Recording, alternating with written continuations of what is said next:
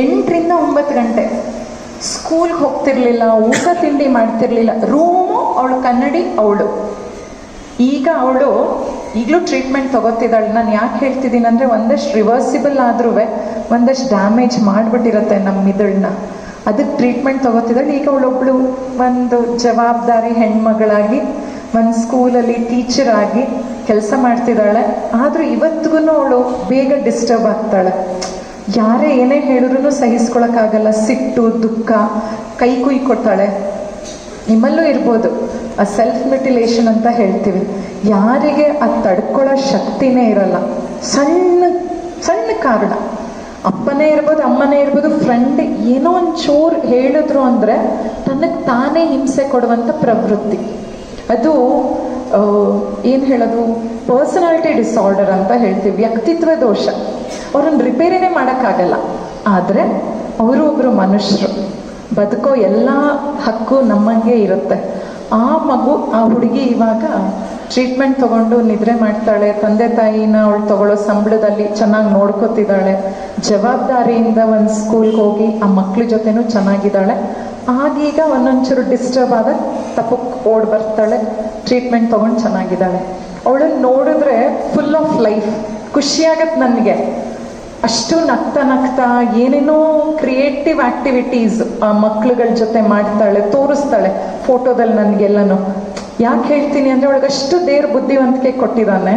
ಆ ಬುದ್ಧಿವಂತಿಕೆನ ಸರಿಯಾದ ರೀತಿನಲ್ಲಿ ಅವಳು ಇಂಪ್ಲಿಮೆಂಟ್ ಮಾಡಲಿಲ್ಲ ಆ ಏಜಲ್ಲಿ. ನಿಮ್ಮ ಏಜೆ ಅದು ಇವತ್ತಿಗೂ ಅವಳಿಗೆ ಒಂಥರ ಅದರಿಂದ ಆಚೆ ಬರಬೇಕು ಅನ್ನೋ ಎಲ್ಲ ಮನಸ್ಥಿತಿಯೂ ಇದೆ. ಆದರೆ ಆ ಶರೀರ, ಮಿದುಳು, ಅವಳ ಮನಸ್ಸು ಅಷ್ಟು ಅವಳಿಗೆ ಸಪೋರ್ಟ್ ಮಾಡ್ತಾ ಇಲ್ಲ. ನಿಮ್ಮಲ್ಲೂ ಇದೀರ ಮಕ್ಕಳ, ಸಾಕಷ್ಟು ಶಕ್ತಿ ಕೊಟ್ಟಿದ್ದಾನೆ ನಿಮ್ಗಳಿಗೆ. ಒಂದಲ್ಲ ಒಂದು ಪ್ರತಿಭೆ ಇರುತ್ತೆ ನಿಮ್ಮಲ್ಲಿ. ಆ ಪ್ರತಿಭೆನ ನೀವು ಗುರುತಿಸ್ಕೊಳ್ಳಿ. ಎಲ್ಲರೂ ಎಲ್ಲಾರ್ಕಿನ್ನ ಚೆನ್ನಾಗಿ ಬದುಕಬೇಕು ಆಗಲ್ಲ. ನಾನು ನನ್ನ ಮಟ್ಟಕ್ಕೆ, ನನ್ನ ಸಾಮರ್ಥ್ಯಕ್ಕೆ, ನನ್ನ ತಿಳುವಳಿಕೆಗೆ ನಾನು ಖುಷಿಯಾಗಿ ಬದುಕಬೇಕು, ಆರೋಗ್ಯವಾಗಿ ಬದುಕಬೇಕು ಅನ್ನೋದನ್ನ ನೀವು ರೂಢಿಸ್ಕೊಳ್ಳಿ. ಈಗಿನ ಹೆಣ್ಮಕ್ಳಲ್ಲಿ ತುಂಬ ಸಮಸ್ಯೆ ಏನಾಗ್ತಿರೋದಂದ್ರೆ, ಹೊಂದಾಣಿಕೆನೇ ಇಲ್ಲ. ಎಲ್ಲ ನನಗೆ ಗೊತ್ತು, ನಾನು ಏನು ಬೇಕಾದರೂ ಮಾಡ್ತೀನಿ ಅಂದರೆ ಆ ಶಕ್ತಿ ಕೊಟ್ಟಿದ್ದಾನೆ.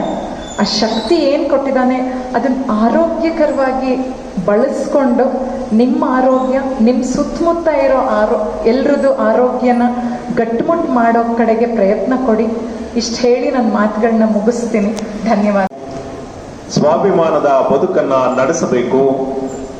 ಆಗ ಮಾತ್ರ ಯಾವುದೇ ಸಮಾಜ, ಯಾವುದೇ ರಾಷ್ಟ್ರ ಅಭಿವೃದ್ಧಿ ಪಥದಲ್ಲಿ ಮುನ್ನಡೆಯಲಿಕ್ಕೆ ಸಾಧ್ಯ ಆಗ್ತದೆ ಅನ್ನುವಂತಹದ್ದು ಇವತ್ತಿನ ವರ್ತಮಾನದ ಸಂಗತಿ. ಹೆಣ್ಣು ಮಕ್ಕಳು ಶಿಕ್ಷಿತರಾಗಬೇಕು.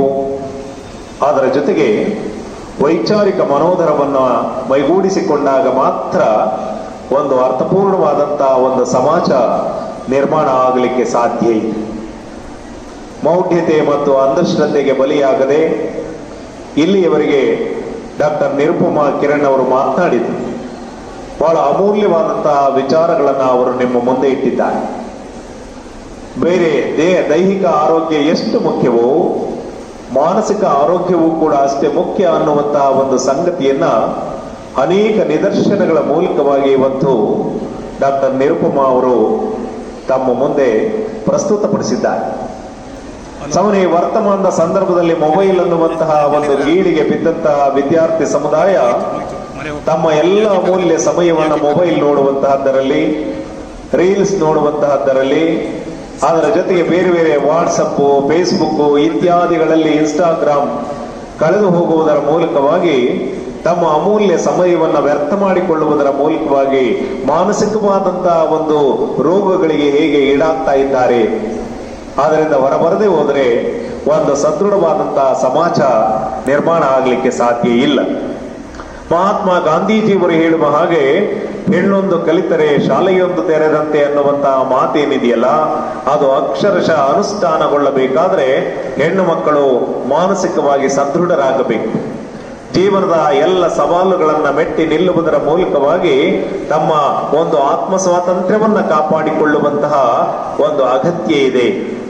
ಯಾಕೆಂದ್ರೆ ಹೆಣ್ಣು ಮಕ್ಕಳು ಸ್ವತಂತ್ರವಾಗಿ ಬದುಕುವನ್ನ ರೂಢಿಸಿಕೊಂಡಾಗ ಮಾತ್ರ ಅದು ಕುಟುಂಬ ಇರಬಹುದು, ಸಮಾಜ ಇರಬಹುದು, ಶಾಲಾ ಕಾಲೇಜುಗಳಿರ್ಬೋದು, ತನ್ನ ಉದ್ಯೋಗ ಮಾಡುವಂತಹ ಸ್ಥಳದಲ್ಲಿ ಇರಬಹುದು, ಒಂದು ಸುಂದರವಾದಂತಹ ಒಂದು ಪರಿಸರವನ್ನ ನಿರ್ಮಾಣ ಮಾಡಲಿಕ್ಕೆ ಸಾಧ್ಯ ಇದೆ.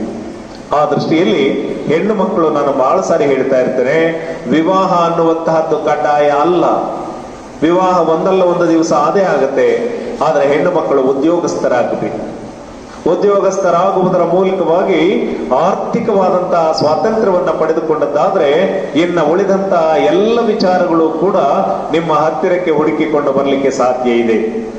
ಆ ನಿಟ್ಟಿನಲ್ಲಿ ಈ ವರ್ಷದ ಘೋಷವಾಕ್ಯ ಗೀವ್ ಮತ್ತು ಗೈನ್ ಅನ್ನುವಂತಹದ್ದು ಸಾರ್ಥಕವಾಗಬೇಕಾದ್ರೆ ಹೆಣ್ಣು ಮಕ್ಕಳು ಒಂದು ಕಡೆಯಲ್ಲಿ ಆರೋಗ್ಯಪೂರ್ಣವಾದಂತಹ ಒಂದು ಮನಸ್ಸನ್ನ ಅವರು ಪಡೆದುಕೊಳ್ಳಬೇಕು. ಆರೋಗ್ಯಪೂರ್ಣ ಮನಸ್ಸಿದ್ರೆ ಆರೋಗ್ಯಪೂರ್ಣ ದೇಹ ಅದಕ್ಕೆ ಸ್ಪಂದಿಸಲಿಕ್ಕೆ ಸಾಧ್ಯ ಆಗತ್ತೆ ಅಂತ ಹೇಳಿ ನಾನು ಭಾವಿಸಿದ್ದೇನೆ. ಇವತ್ತು ಭಾರತ ಸೇವಾದಳದ ಒಂದು ಸಹಯೋಗದಲ್ಲಿ, ರಾಣಿಯವರ ಒಂದು ನೇತೃತ್ವದಲ್ಲಿ ಈ ಒಂದು ಕಾರ್ಯಕ್ರಮ ಅತ್ಯಂತ ಅರ್ಥಪೂರ್ಣವಾಗಿ ನೆರವೇರಿದೆ. ಕಾಲೇಜಿನ ಹಳೆಯ ವಿದ್ಯಾರ್ಥಿನಿಯರ ಸಂಘ ಕೂಡ ಈ ಒಂದು ಕಾರ್ಯಕ್ರಮವನ್ನು ಆಯೋಜಿಸುವಲ್ಲಿ ಬಹಳ ಪ್ರಮುಖ ಪಾತ್ರವನ್ನು ವಹಿಸಿದೆ, ಹಮ್ಮಿಕೊಂಡಿದೆ. ಈ ಬಾರಿಯ ಅಂತಾರಾಷ್ಟ್ರೀಯ ಮಹಿಳಾ ದಿನಾಚರಣೆಯ ಒಂದು ಘೋಷವಾಕ್ಯ ಏನು ಅಂತ ಅಂದ್ರೆ ಗಿವ್ ಅಂಡ್ ಗೈನ್ ಅನ್ನುವಂತಹ ಘೋಷವಾಕ್ಯ. ಅಂದರೆ ಪಡೆದುಕೊಳ್ಳುವಂತಹದ್ದು ಮತ್ತು ನೀಡುವಂತಹದ್ದು. ಅಂತಾರಾಷ್ಟ್ರೀಯ ಮಹಿಳಾ ದಿನಾಚರಣೆಯ ಈ ಘೋಷವಾಕ್ಯವನ್ನ ಸರಿಯಾಗಿ ಅರ್ಥ ಮಾಡಿಕೊಂಡದ್ದಾದ್ರೆ